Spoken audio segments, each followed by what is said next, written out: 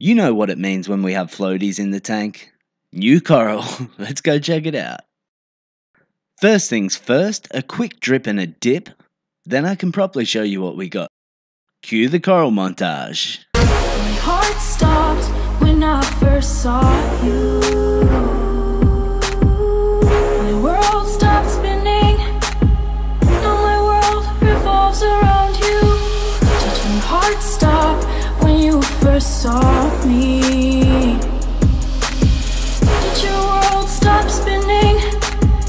Does your world revolve around me?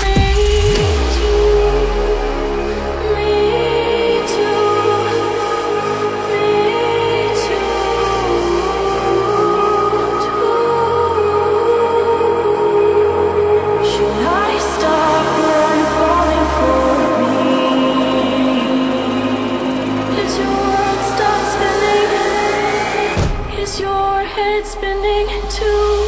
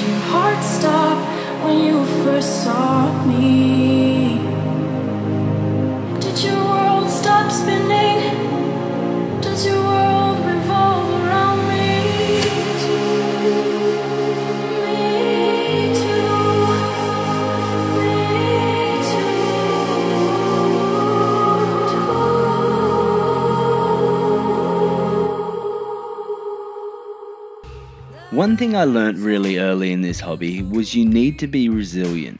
Roll with the punches, so to speak. Not everything's gonna go your way in this hobby. We're trying to keep things alive in a tank that probably shouldn't be in there. Shit is going to happen.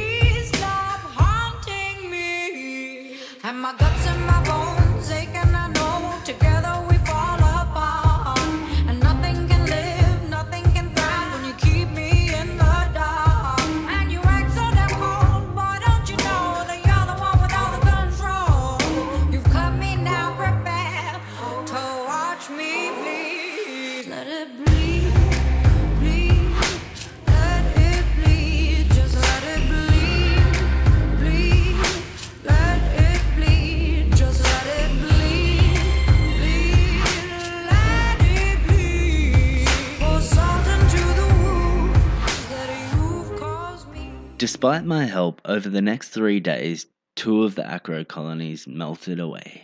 I guess acros just don't enjoy an average water temperature of 28 degrees, plus they did have their little friends. And I did kinda let the tank get pretty dirty. Chalk it up to experience and move on. Looking into my tank, thinking to myself that I dealt with the issues, I was quite chuffed. And then I looked at my chalice. Yep. It's one of my little buddies. So into the dip he went, but that didn't exactly make him happy. One complete edge had turned pitch black. It's the first time I'd ever seen this actually, kinda scared me. Colour has come back to it, but definitely not the orange it used to be.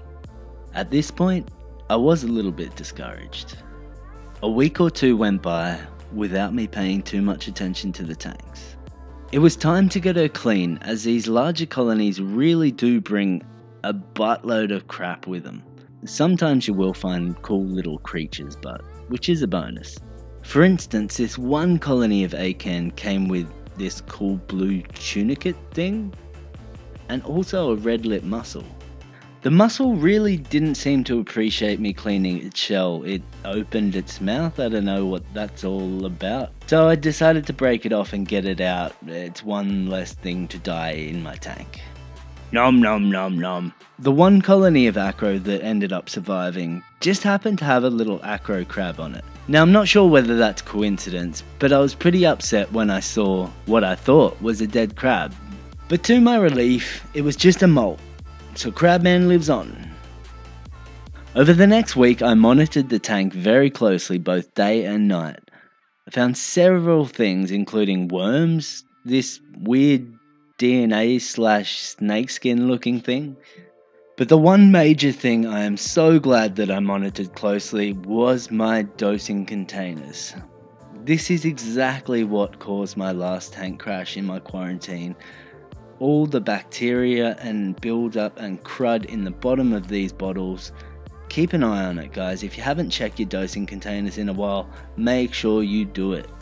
Just a heads up, trochus snails are great, but when you have a small tank and a big trochus snail with corals that aren't fastened down, well, you can see what happens. Well, that's it for this week, Reef Pack. You have seen what there is to see. I hope you enjoyed. If you did, hit that thumbs up. If you haven't subscribed, you should consider doing so.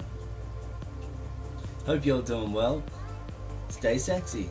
Stay hydrated. Peace.